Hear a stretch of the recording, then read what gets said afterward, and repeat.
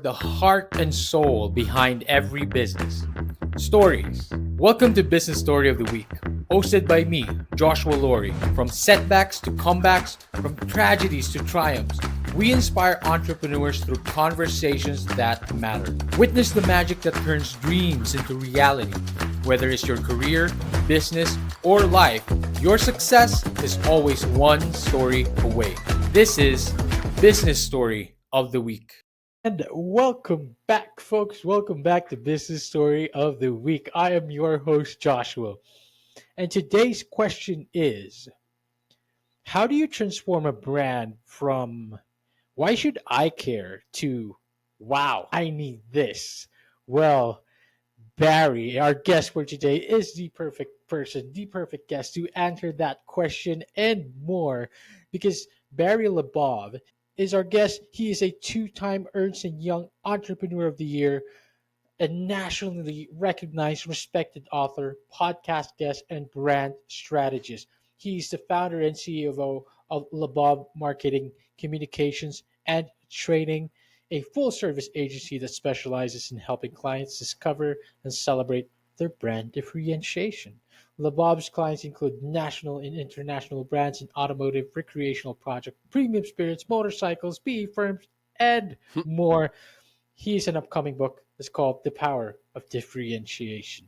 Win hearts, minds, and market share. And today, Barry is going to win our hearts in this episode as he shares his insights and perspective. Barry, I'm quite excited with this one. How are you doing? I am doing great, Joshua. I'm very excited to be with you today. I love your energy. I love your questions. I follow you. So I'm ready. Let's get going.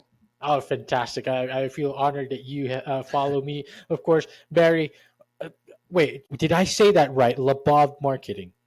Absolutely. It's perfect. Fantastic. All That's right, how Barry, it's you it's founded above with an L in front of it. That's how I above look with at an it. L in front of it. Barry Right. Labov. I mean, you are the founder, you are the CEO of Labov Marketing Communications Trading. And it was a long road for you. Of course, you've had a lot of experiences. You've had a lot of it's quite the journey for you, Barry. I want to know what the younger Barry was like. As a child, did you always know you were going to get into marketing? How did your early experiences shape your approach to brand differentiation and to founding Labov Marketing? Well, I definitely did not know or even want to get into anything like marketing. Wow. I was brought up, my mom came from a business family. Her father was a great Uh-huh. entrepreneur. And Uh-huh. she kept saying, "Oh, you ought to be like your grandfather, who passed away Mhm. well before I was born. And he's a great entrepreneur. And oh, he could really sell." And I go, "Look, I don't want to sell anything. I don't want to be a whatever that entrepreneur thing. I don't want to have anything to do with it." Mhm. So I grew up. I loved baseball. I was not a good athlete, but I loved baseball. But I got involved with music, Joshua. So I Mhm. started at a very young age being Mhm. enthralled with the idea of playing and writing songs. So when I was Right. 14 and my younger brother was 12, we started a two-man band. It did not sound very good. I was on drums, singing, and playing keyboards with my right Uh-huh. hand. So you can imagine the noise and racket that was. Mm. But I got involved with writing and creative. Mm. And all of a sudden, I'm starting to write things. I'm recording things as a young teenager. I mean, just as a kid. And it got me very excited. And what happened was I got involved in bands with really old guys. I mean, some of them were like 21, 22. I mean, Mhm. really old guys. Mhm. And we started playing and actually doing very well. We had a song on the Billboard charts. We had a Uh-huh. song on MTV and Wow. VH1 All videos, and right. we Yes. did well. And it really engaged me in creativity, and I loved it. And it segued me into writing jingles, those irritating little pieces of music for Mhm. businesses, and Uh-huh. then started my company. And that's what happened. Wow. I mean, Labob Marketing, again, it's quite the journey. Barry, I must admit, I tried looking for your music. I didn't have any other clue to go with. I'm just very interested that you had MTV out there. And of course, one of your jingles, you need to let know some of that so we can invite our audience and listeners to listen to that as well. But Barry, under your leadership, Labob Marketing, Communications, and Trading received Indiana Growth 100 Award 6 times. and was named Small Business of the Year, recognized one of the best places to work in Indiana. I mean, wow, right? Your client work has been honored with nearly 100 national and regional awards. But Barry, it hasn't been easy. I bet it's been a long road. I bet there must have been a lot of challenges. What were the common challenges that you had to face when it comes to marketing at such a large scale, and how were you able to overcome those? Well, Joshua, great question. It was not an easy road. I don't look Mhm, back and feel sad or bitter about it, mhm, but it was a challenge. I did not want to sell, so I had to understand that if I was going to grow my business, I needed to sell something. And mhm, I sought out really great people who helped me. So I humbled myself. I asked for help. I said, what can I mhm, do to learn how to sell at least a little bit? I'm a creative guy, but I'm clueless when it comes to, closing a deal, things like that. mhm, Um, that was a big fight for me. I had both of my feet in different things, so to speak. So I was working on my company, but I also had a band. And at one point, I faced a very, very difficult challenge, which was the death of my father. So he passed away when I was 28. And I had to really stop and go, no, wait a minute. What do I want to do with my life? I don't know how long I'm going to live. I'm not going to live forever. And I made a decision and gave myself permission to follow that decision and change my mind if I wanted to. And the decision was, okay, maybe it's time to give up on the band and let's focus on one thing, focus on the business. And I never looked back. I did work very hard. And when I started the business, Joshua, we were in a very bad recession. So every day I'd mhm. wake up, there'd be nothing going on. I'd work Oh all day man. to build the momentum, go to bed Mhm, exhausted, wake up, rinse and repeat. So it was a very, very long period, years mhm, of doing that. I took no mhm, salary for the first mhm. 7 years. My Wow. wife is a saint, so we lived off her money, and she was a customer service representative at an Mhm, insurance company, and she supported mhm, me and said, "No, honey, keep going for it." mhm. And that's how we did it. Eventually, I was able to buy a car that was less than 15 years old. I was eventually able to get a salary, and we grew our business with a really great group of employees. Wow. Wow. I mean, Barry, that is again quite the story because it's not always easy to rather it's always easy to see the success of big companies, right? Or when you people almost see it as like an overnight success. Wow, he did it so quickly, he got it done, he's such so successful now. But more often than not, we really don't see that struggle behind into what it really took to get there. And Barry, you live that life, and our audience and listeners are the same. They're a mix of entrepreneurs, startups, Mhm. business owners, and they know that. Like, but it's nice to see. I'm sure that they feel in a way that okay, my struggles right now is being validated because this guy didn't take salary for 7 years, man, and like, and he made it. He made it, and you're now. And one of the culminations of this success is your upcoming book called The Power of Differentiation. I understand that the focal point of your branding, so to speak, the focal point of what you do is centered around differentiation. Uh, can you share an insight of that behind differentiation, and why do you think it separates your branding or your method of branding from everyone else? I think this might be valuable for the audience because many of us in the audience are entrepreneurs. Some of us Mhm, have a small business, some of us have mhm, larger businesses. mhm. No matter the size of your business, whether you're a one person company or you have 20,000 people, you have to identify the few things. It could be one, two, Mhm. three, four, five things that you Right, do that are unique. Now, I'm not saying right. superior, but they're at least unique, Joshua. They're different. Mhm. There's something that Different. kind of are your signatures. These are these unique things you do that somebody else just doesn't do. And there's a reason behind it. You need to discover those because Right. otherwise you're a commodity. You're like everybody else. I mean, who cares, Mhm. right? And if Right, you're a commodity, you got to lower your price because you're like everyone else. You got to be cheaper, right? So right, you identify that uniqueness. And in our book, I describe how you can do that, whether you're a yeah, one person or 40,000 person company. But you then learn how to describe it with the correct words because there are right. 200,000 words in the English language. And so Mhm. often we use the same three or four or five: quality, value, and Yeah, selection, or whatever we say, which is nobody even hears those words now. right. What I love about the process of writing the book, and it is now on Amazon. It was the #1 book in marketing on Amazon Mhm. last week, so it's getting some pretty good following. Wow. The book talks about the step that's so important it is forgotten about, and that is before you then launch your new product or Right. launch your brand to the world, Uh-huh. you celebrate it with the most important people. And that's Oh, your interesting. employees, the people who I love that. support you, the people Love who that. represent it, because That's it. people need significance today. So, That's what you it. do is you identify what makes you unique and you Right. celebrate it to give your people significance. And you know what? You'll probably do well with market share after that. I mean, I love that. I mean, that's literally the book title, Power of Mhm. Differentiation, Win Hearts, Minds, and then the market share, right? But In I that love order. that That's right. in that order, exactly. But I love that you win the hearts of people who are important to you, the direct people directly after you, right? You emphasize the importance of engaging employees and those who represent the brand first. Mhm. Right. Can you elaborate on why this is crucial and how it impacts the overall brand success? Well, when I began this journey, Mhm. it was received fairly well, Joshua, but not universally, because many of the leaders, when I would say, hey, we got to find your differentiation, they go, yeah. Then I'd say, okay, then we have to celebrate it with your employees. They would go, look, we don't need to do that. We're paying them $5 an hour. They need to keep their head down and keep going. But that was 20 years ago. Today, we have to realize that employee retention and morale is critical. It's hard to find a good employee. It's hard to keep a good employee. Mhm. It's how can you inspire Right. the people who build or service your product to stay there and also do a great job. Well, Mm.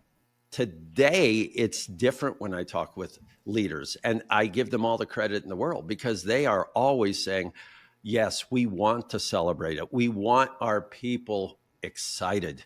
So that's why, you think about it during the pandemic, which was only Mhm. a couple of years ago, 50 million Americans quit their job Mhm. in 1 year. 1 year, 50 million people walked off. Well, I bet, and this is what helped inspire the book, I bet a lot of them just didn't feel what they were doing was very important. And they Right. didn't feel important because they were doing it. Right. I want people to know that what they're doing has a meaning to it, that you Right. actually are doing something important. To me, Mhm. that's a life changing experience. My goal, Joshua, is to inspire 1 million people with that message. 1 million people all over the world. Somehow they hear it, a leader of 10 people, a leader of 10,000 people hear it, and they start to act that way. They start to say, wait a minute, we need to stop, realize what makes us unique, but let's rally our people around it. Let's give Right. them a chance to realize what they're doing is amazing. Exactly. To me, that's life changing. That's It's absolutely transformational because you get the people who are, I mean, literally representing your brand, right? If they right. believe in that brand, they believe in that vision, they feel like they're part of it, they feel like they belong, they're more passionate in sharing it and more passionate in actually putting it out there in the world. And, like they feel proud that they are part of this brand and part of this differentiation, so to speak. Everyone just wants to belong. I really am very interested. We literally love stories here. Like that's literally the second name of the show, right? I want to know if there's a story that stands out, that illustrates this transformative power of discovering and celebrating brand differentiation. Is there a story that stands out to you among the clients and the organizations and individuals that you have worked with? I'll share one, Joshua, and I have 50 different stories in the book. So the book's Wow. not about me. It's about Hmm. really great people doing great Hmm. things, Yes, making there's a history. lot So here's there. an example. I'll pick the automotive industry. A Okay. very, very well-known automotive company reached out to me about 2 decades ago, and they said, hey, we need help. Mhm. It was the president, the leader of their company. He said, we have this ugly, no good car. It's really a bad car. Nobody is buying it. We're replacing it with a Mhm. brand new model by the same name, but a brand new model. And what we need to do is help morale at our company Okay. because morale is terrible here. So, Joshua, I want everybody to think Okay. about this. This Okay. is a leader. We have a lousy product. It's Okay. terrible. It's ugly. Nobody cares, right? Right. Okay. Right. Right. So, my team did a little bit of research. Mhm. And I came in a couple days later, drove up to his location and sat down with him. I said, hey, before we start, just want to ask you one question. He said, I'm ready. I said, name the brand and the product that is the number one selling car in your segment and has been the number one selling car for 10 years. Tell me the name of that brand and that model. And he said, I have no idea. I don't have the foggiest idea. I said, well, I'll tell you what brand and what model it is. I said, it's that ugly, no good car that you have that nobody's buying. It's the number one seller. And he stopped and he said, you've got to be kidding me. I said, you've been the number one seller for 10 years. You have a good product. Yes, you're going to make a new one and it's going to be a little better. And he goes, and this is important for your audience, Joshua. He said, you know what? Maybe it explains why our morale is so bad. We've been denigrating our own product. We've been laughing at it. We've been looking down at it. And he said, what that's done is it's ripped away the pride of my people. So what he did, this is the end of the story here. It's a happy ending. And he said, look, I'm going in front of all my people. So he held what we call an internal branding celebration. And he said, we're going to talk about our new product that's coming out. We want everyone excited, but I want you to understand this. I apologize because we have not shown respect to the current product we have. And we need to do it because it's number one. And each of you out there have helped make that the number one product. Yes, the new one's coming out and we're going to retire this one. But from this point on, we celebrate the success of that product. And he got a round of applause, standing ovation. And their new product went on to be their bestseller. Wow. So it's easy for us to look at this and go, I have a product, or what I do is not a big deal. It's no big deal. Well, guess what? Your employees, your customers hear that. And they go, yeah, it's not a good thing. Okay, hold on a minute. That was a darn good car, okay? It was a very good car. We have to show honor to the good things we're doing and to the good people who are helping us. Wow, that is powerful.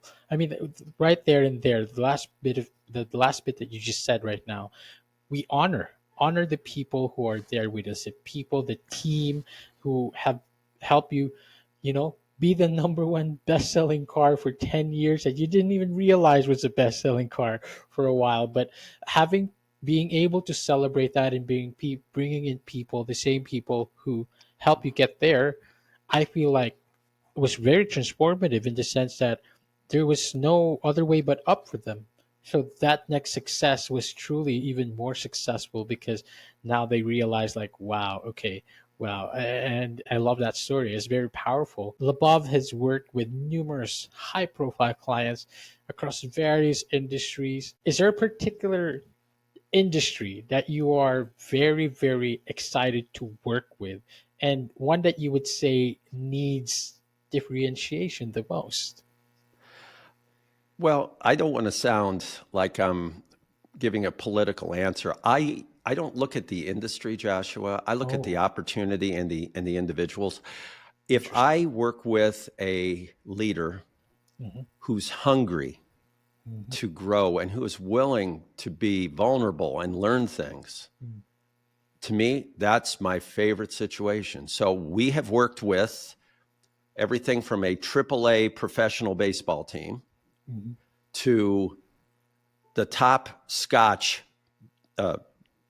alcohol brand in the world, to the top motorcycle brand in the world, to a family components company in Warren, Pennsylvania. They are all favorites. And I mean it. They're like your brothers and sisters. You love them because they're wanting to grow. If the components company in Warren, Pennsylvania wants to really grow and wants to do something great and wants to be the best, Isn't that the most exciting thing you can be involved with? Of course, of course. I mean, it's there's love, right? There's passion Yeah. behind it. You'd want to be involved in that. I mean, Yeah. it's the people, right? The individuals. Of course, you see the leader. You look at the opportunity. This is a person I'd love to work with because he has love behind what he does, and why not? You wouldn't you want to work with that? I love it, and because that allows you to work with people who know you will believe that same differentiation vision that you have, that will also be saying corral the same type of people, the same people that he needs to corral, the same way that you preach. I'd love another success story on that instance, a memorable success story where your differentiation strategy significantly elevated a brand. Was there a story where they started very, very, because the other story that you had, they were already the bestseller, they were already on top, they Hmm. just elevated themselves further. I'm interested in the success story this time where they started zero to nothing, basically, and your branding, your differentiation helped them get there, helped them elevate them even further. Is there a particular story? Well, I won't say they started at zero, but we worked with, I'll mention the components company, Hmm. Betts Hmm. Industry, and Wow, they're a wow, phenomenal company. They're an engineering company, right. and they were producing products that were wonderful. But we talked with them and we said, how are they doing? How are these products doing? And they were okay. And Right. if you Googled them, their products were listed right along everybody else, or sometimes on the fifth or sixth page. And Wow. as we looked at it, it was their products did not have a unique name. So, for instance, in the government, there's a DOT, Department of Transportation Hmm. number for certain products, a DOT. So they had a valve that was called, or a vent, we can call it, let's say, a DOT 407 vent, 407. Well, you might say, well, who cares, right? Well, it Right. was brilliant. It was absolutely genius. But here's the problem, Joshua. Right. They had not named it yet. And it was listed among the other 65 407 vents in their Right. industry. And guess Right. what? They got lost. So Oh here no. they did all this great work. They made sure this was an amazingly safe product. It was Right. ingenious. And we said, you know what?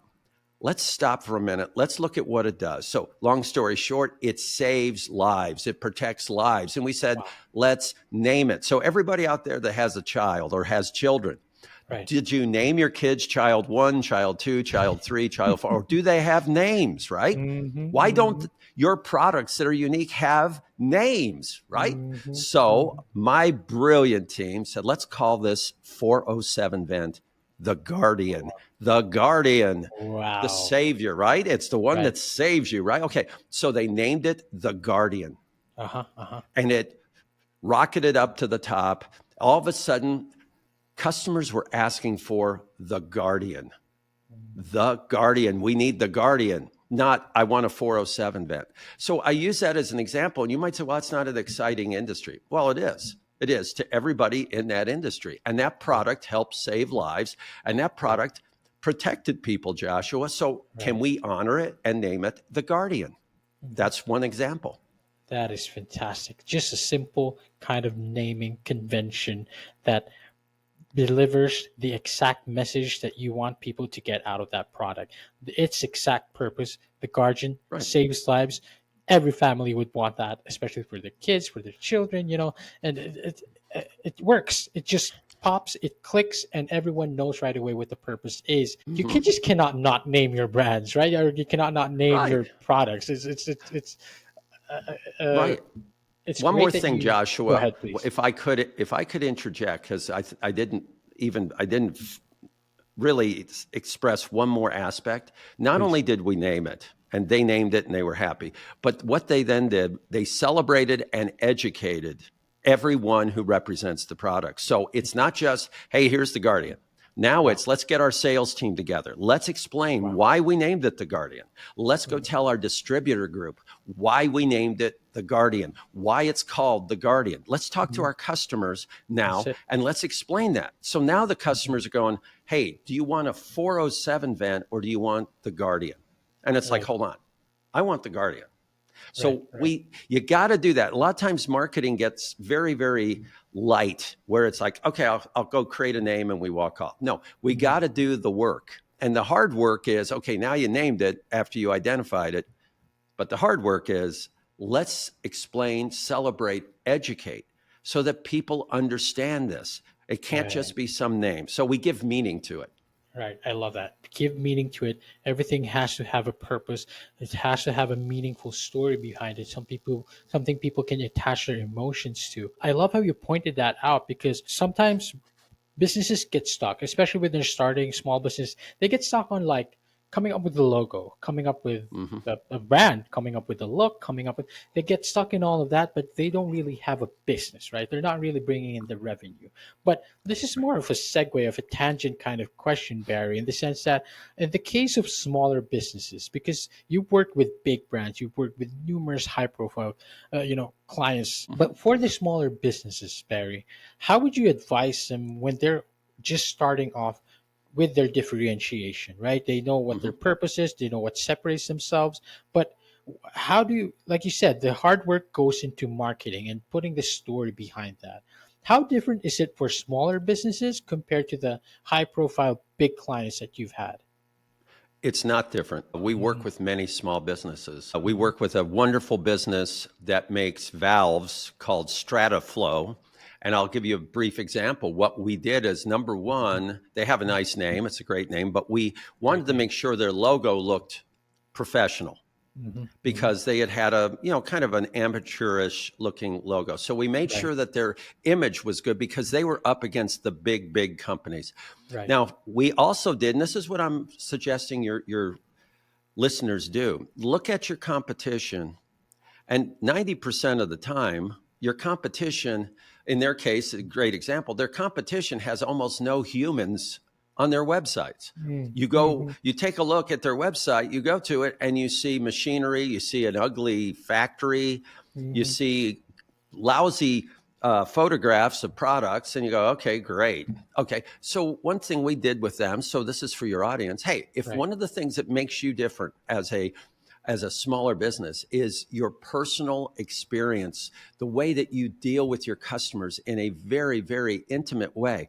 Hmm. Why don't show the people of your company, Right. humanize it, make it special? Because Beautiful. if you're going up against the big ones Right. out there, they're not going to show all their people. Right. I work Right. with a great company. I can't say they're small. They're called Copper Works. They're a copper processor. Mhm. They have about 100 employees. Every employee's individual photograph, is on Wow. their site with the employee's title in Wow. alphabetical order. So if you look Wow. for their president, you're going to have a lot of time trying to find that guy's name in there because he's in alphabetical order. He's one of the team. All Wow. right. Beautiful. That's a statement about that Wow. company.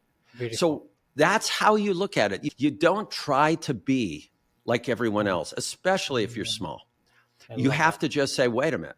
The big guys are doing the stuff they're doing. That's great. Let them do it. Don't hate them Mhm, for it. Don't denigrate mhm, them. That's fine. mhm. Okay, what am I doing that the big guys can't do? Or how about this, Joshua? Don't feel like doing. They don't want to go through it. And I'm That's going, it. well, I'm willing to do this and that. And they normally don't. Okay, well, Mhm. that's a differentiation. Let's celebrate that, trumpet that difference. I love that. Trumpet that difference. And again, it's looking for what is unique to what you're doing and leaning into that and creating a story behind that. I think is what really is where the transformation is. Barry, I love it. I love the insight. I love everything that you shared. How are you looking at How are you seeing Labov going into the future? It's been around for a while now. You've made massive, massive impact to a lot of companies. I feel like you've not just brought market share to them, you've brought, I feel like, something more meaningful in the sense that they are able to, like you said, win hearts in a meaningful way and present and send their message out there in a more meaningful way. Barry, how are you seeing Labov into the future, going to branding and involving itself in other industries? And do you have future aspirations yourself personally? What does the future of Barry Labov look like? That's great. That's actually a great group of questions. The future of our company is very solid. When you're fortunate enough to have some of the success that we've had, you'll have outside companies want to acquire and all that. And what I have done is I've refused to do that because in my business, since we work all over the nation and to an extent all over the world, if Mhm. somebody acquired my company, they would probably uproot everything and they would not have an office in the great city of Fort Wayne, Indiana, which I love. Right. So I decided, along with my wife, that we were going to keep the ownership of the company here and in our other headquarters, which is in Wow. Dallas, Texas. So we have Right. 2 locations. So we have sold the company, and it will be sold over time to 2 owners of the company now, 2 internal folks who have been with me for a long time. And there may be others who join in with them, but the Right. company will continue. And at some point, I'll become either a chairman or they'll put me out to pasture. As far as what my future will be in a number of years, I want to stay relevant. I want to stay busy. There could be a new book. There could be a series of other things that I do. We're beginning a podcast series right now. We Mhm. have this book that's doing quite well. There may be others in the future, but I look at it like this. I want to work with people and their brands to help those individuals look like heroes. Wow. So my company's experience, our customer experience we deliver to our clients is we are not the heroes. I'm not the Wow. hero. Wow. My client deserves to be looked at as a hero, and his or her brand needs to be the hero. Okay. Right. So as long as there are people that say, look, I'd love to get your input, I'd love to take this to another level, I have a future working with people. So that's how I look at it. I love that. I love that. And Barry, you have quite the message to put out there and quite the mission with your clients. You know, of course, you probably won't take the validity, but you are quite the hero yourself, Barry, for what you're teaching all these other companies and clients. Barry, how about you personally? What does the future look like? Any personal aspirations? I want to continue creating and making a difference. And that's what I want to That's do. it. I love being with my family. I love my grandkids. I love That's my it. children. I love my wife. So that That's it. they're the center of my life. Mhm. But I'm not a good enough golfer to just spend 7 days a week golfing. I'm just not good enough. I'd love to be that good. I Mhm. can't. Mhm. So I want to stay mentally sharp as I go into the older and older years. Right. And the only way to do that is to be valuable. To me, I have to have significance. So that's Right. part of, I mean, I'm living what the message is. I realize that I have 1 or 2 differentiations and Mhm. that I want to celebrate those things and I want to use them to help people. So I want, until I hit 1 million people that are inspired, I'm not done. Wow. I love that. 1 million people to inspire. What a mission, what a life to live in. Why not? Why not? But Right. let's go for it, right? Barry, I love it. I thank you for your insight. Thank you for all the stories. I absolutely love having you on the show. Where can we find you, Barry? Where can we learn more about Labov? And are you on any socials? Would love to connect with you.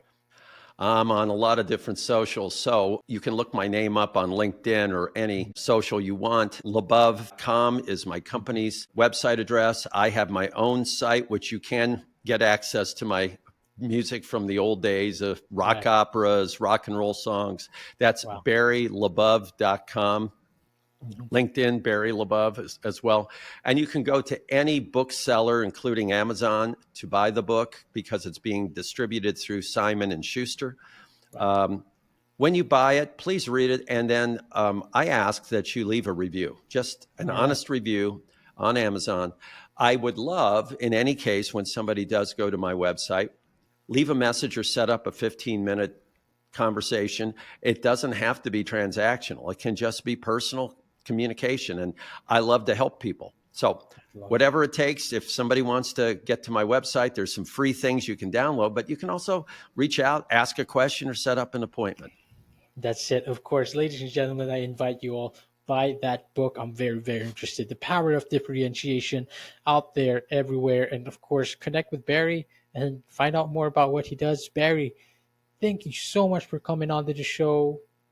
One last bit of wisdom to leave behind. What would it be? Take us home. Realize what makes you unique and do not compromise on it. Don't hand it off. Don't give it to someone else as you're trying to do something else. Say, wait a minute, this is maybe the only thing I do really well, and I'm not going to let go of it until I'm satisfied. That is it. That is it. What a way to close this. What a way to put this all together and put this in a little ribbon. Realize what makes you unique, what makes you different, and embrace it. Barry, thank you for being on the show. I'm honored. Thank you. Joshua, it has been an honor for me. Thank you so much. Fantastic. And to all our audience and listeners out there, I hope you had as much fun as I didn't take value from it as much as, Barry and what he shares and all the other clients he's been involved with. Thank you for watching the episode. We will see you on the next one. Bye bye. All right, so here's the thing. We try to get a little bit better every day, but we can't do it without you. So if you like the video, make sure to like and subscribe below. And if you have any comments, just leave them in the space under.